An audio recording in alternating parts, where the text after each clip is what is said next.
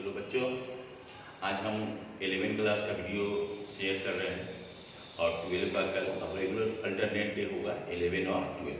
तो आज हम 11 का डाल रहे हैं। वेक्टर बताए थे, वेक्टर में यूनिट वेक्टर के बारे में बताए थे। आज हम वेक्टर को ऐड करने का तरीका बता रहे हैं कि वेक्टर को जोड़ते कैसे हैं। ठीक है, एडिशन ऑफ वेक्टर बता रहे हैं, वेक्टर को जोड़ा कैसे जाता है, एडिशन ऑफ वेक्टर्स। क्या बता रहे हैं? एडिशन ऑफ वेक्टर्स, वेक्टर को जोड़ते कैसे। जैसे a इक्वल टू 2 है, b इक्वल टू 3 है, तो a प्लस b हम लोग सिंपली क्या लिख देते हैं 5। लेकिन अगर ऐसे ले लिया तीर का निशान, तो एरो साइन देने का मतलब क्या हुआ, ये इसको पढ़ेंगे a प्लस b और इसको क्या पढ़ेंगे vector a plus vector b। तो vector a plus vector b जो है ये कभी भी 5 के बराबर नहीं होगा। a plus B equal to 5, but vector a plus vector b never equal to 5। Why हम बताएंगे कि इसको जोड़ा कैसे जाता है। सिंपल, जिस तरह से हम लोग संख्या को जोड़ते हैं उस तरह से वेक्टर को नहीं जोड़ सकते हैं। वेक्टर को जोड़ने का अलग नियम है, अलग रूल है, अभी हम डिस्कस करेंगे। दूसरा बात जो ध्यान देने का है कि जैसे a प्लस बी जोड़ के जो आया वो सम कहलाता है, a और b का सम। सम को क्या कहते हैं? योग। वेक्टर जो है, अगर वेक्टर a प्लस बी है तो वेक्टर का सम कहलाता है रिजल्टेंट। क्या कहलाता है? रिजल्टेंट। RESULTANT, रिजल्टेंट कहलाता है। वेक्टर का सम क्या कहलाता है? रिजल्टेंट। इसको कहते हैं परिणाम। तो याद रखना है कि वेक्टर का जो सम होता है वो क्या कहलाता है? रिजल्टेंट। हिंदी में कहते हैं परिणाम। इसको लिखेंगे vector a plus vector b equal to r से क्या हो गया? रिजल्टेंट।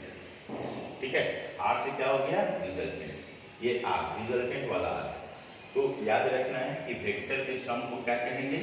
रिजल्टेंट। और a plus B equal to r vector.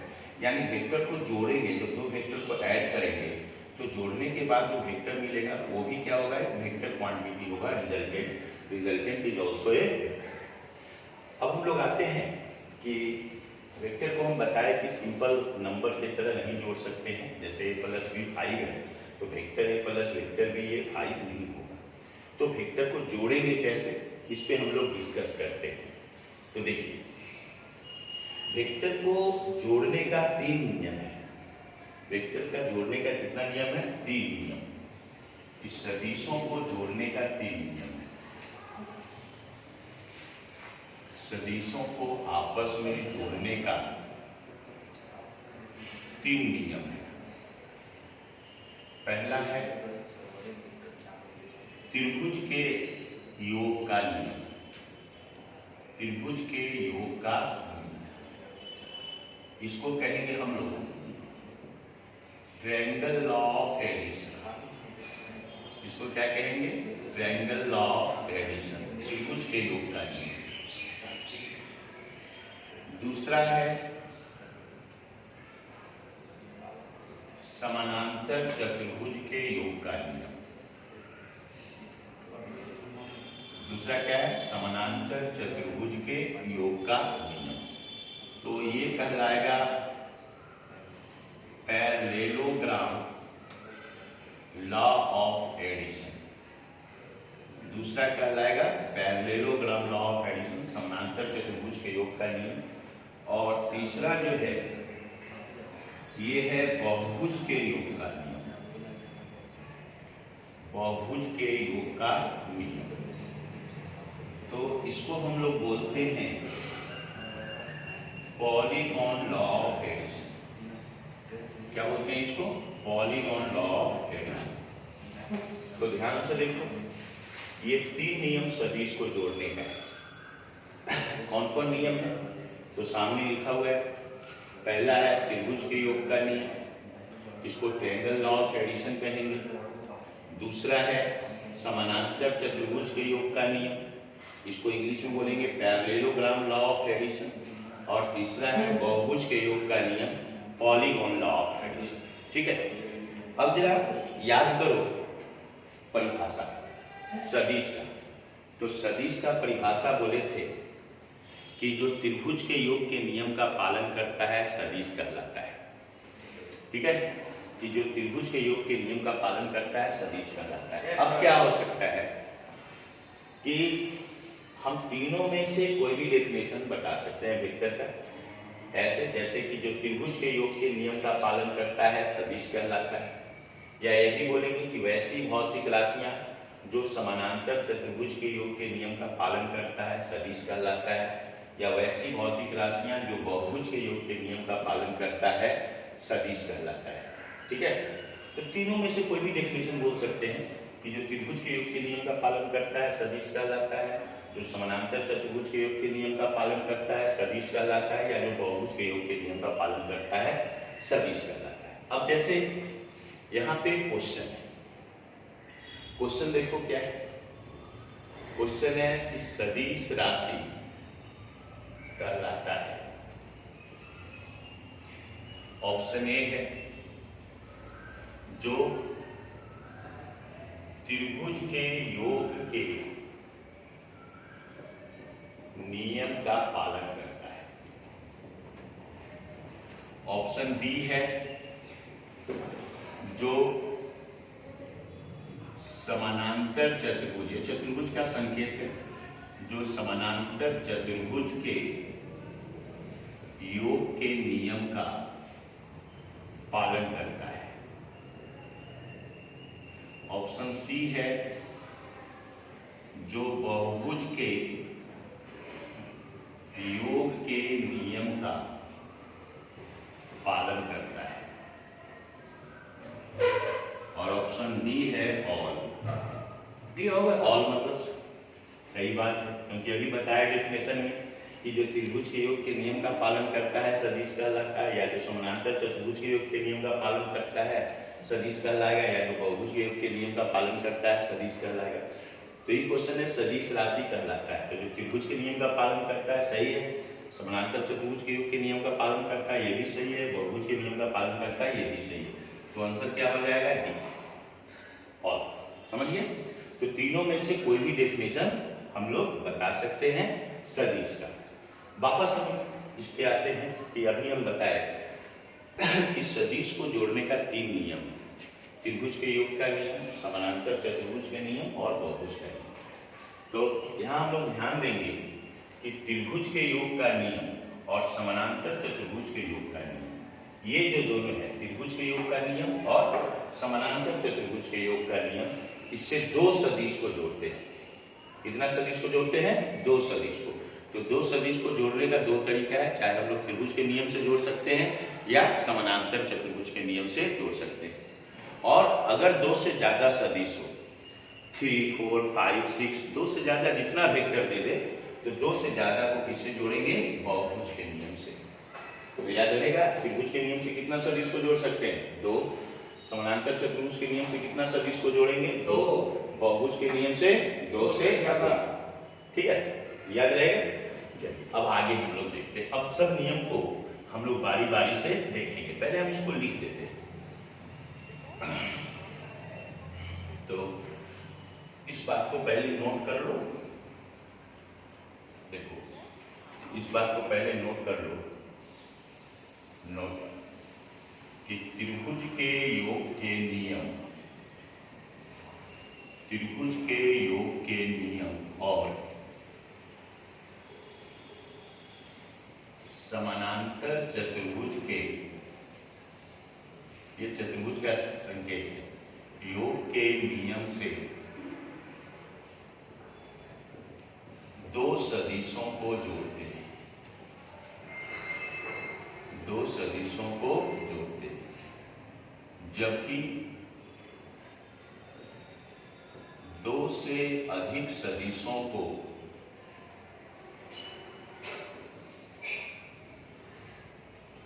बहुभुज के योग के नियम से जोड़ा जाता है। ठीक है, तो त्रिभुज के नियम और समानांतर चतुर्भुज के नियम से कितना सदिश को जोड़ते हैं, 2 सदिश को, और 2 से ज्यादा सदिश है तो उसको किससे जोड़ेंगे, बहुभुज के नियम से। तो हम लोग बारी बारी से डिस्कस करेंगे ये नियम क्या है जो देखो। तो हम लोग सबसे पहले स्टार्ट करते हैं त्रिभुज के योग का नियम, ट्रायंगल लॉ ऑफ एडिशन। देखो तो सबसे पहला है triangle law of addition. Triangle law of addition इसको कहते हैं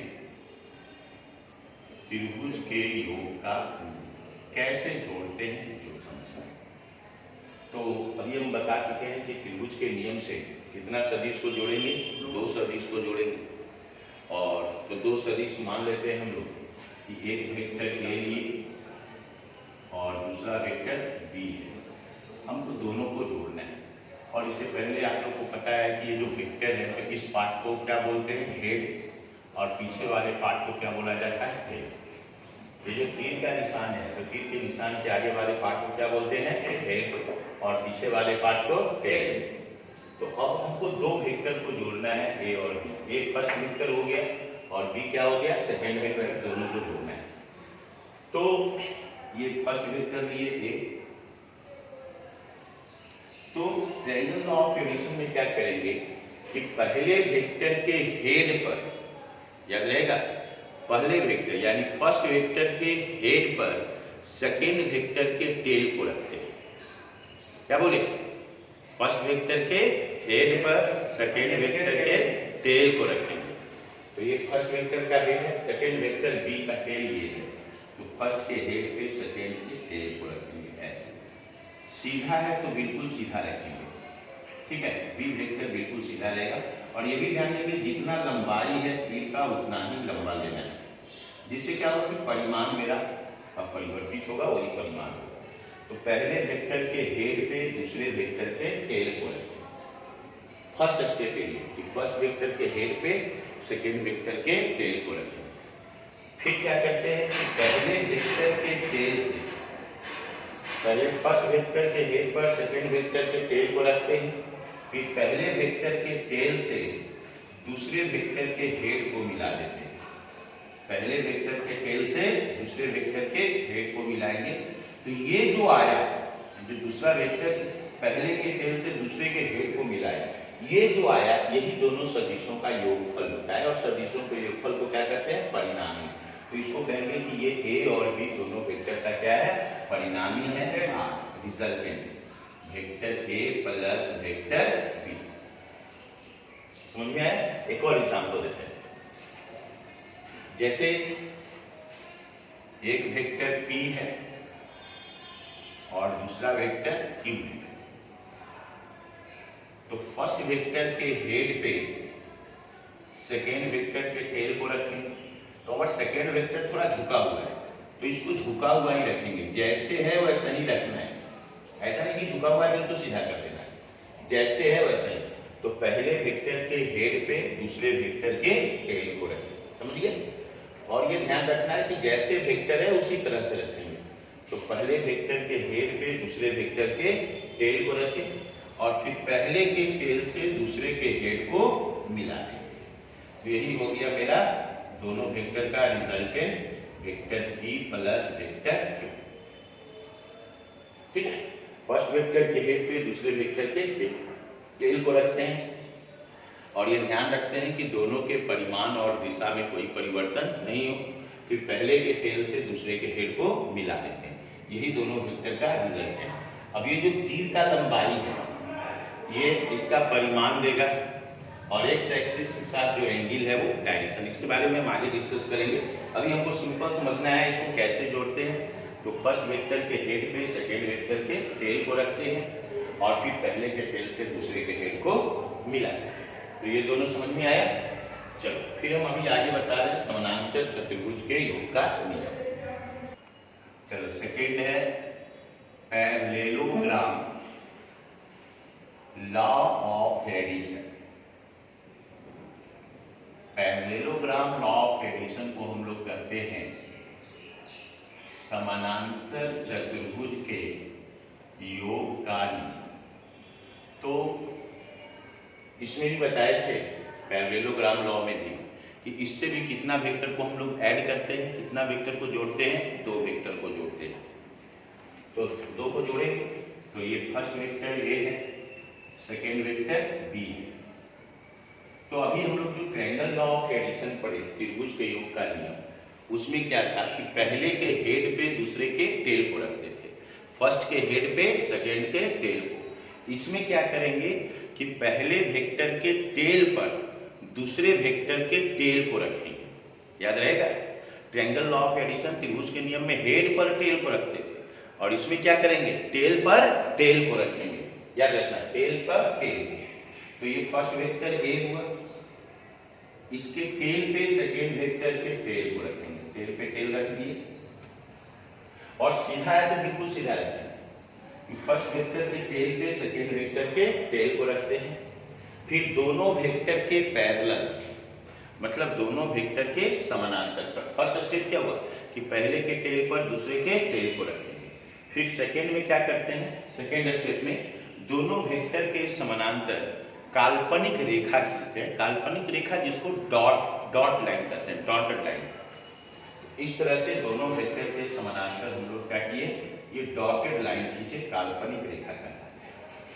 अब ये समानांतर चतुर्भुज बन गया।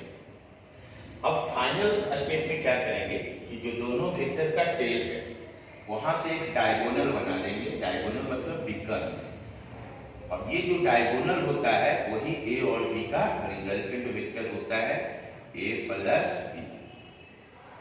तो ये डायगोनल जो है ये रिजल्टेंट वेक्टर हो गया ए प्लस बी। समझा? अब एक और एग्जांपल देते हैं। जैसे कोई भी वेक्टर का नाम कुछ भी दे सकते हो, ये पी है, ये क्यू है, अगर झुका हुआ है तो फर्स्ट वेक्टर पी है, फर्स्ट वेक्टर के ये पैरेललोग्राम लॉ है, इसमें क्या करना है कि पहले के टेल पे दूसरे के टेल को रखना है। तो टेल को रखे, झुका हुआ है तो झुका के रखिए, ठीक है। यहाँ पर भी सीधा था तो सीधा रखे, यहाँ पे क्यों झुका हुआ है तो झुका के रखेंगे। अब दोनों के समानांतर क्या करेंगे, डॉट डॉट, ये डॉटेड लाइन खींचेंगे, काल्पनिक रेखा बन गया समानांतर चतुर्भुज। अब दोनों के टेल से विकर्ण बना देंगे, और यही विकर्ण जो होगा ये वेक्टर P और वेक्टर Q का रिजल्टेंट होगा परिणाम, ठीक है। तो इसको प्रैक्टिस कर लेना कि ट्रायंगल लॉ में फर्स्ट के हेड पे सेकंड के टेल को रखते हैं, और फर्स्ट के टेल से सेकंड के हेड को मिला देते हैं। पैरेललोग्राम में पहले के टेल पे दूसरे के टेल को रखेंगे, दोनों के समानांतर काल्पनिक रेखा खींचेंगे, और फिर दोनों के टेल से विकर्ण बना देंगे। इसका फॉर्मूला क्या होता है वो हम अगले क्लास में बताएंगे, ये प्रैक्टिस कर लेना। और अगले क्लास में हम पॉलीगॉन लॉ ऑफ एडिशन बताएंगे। Thank you. Yes sir.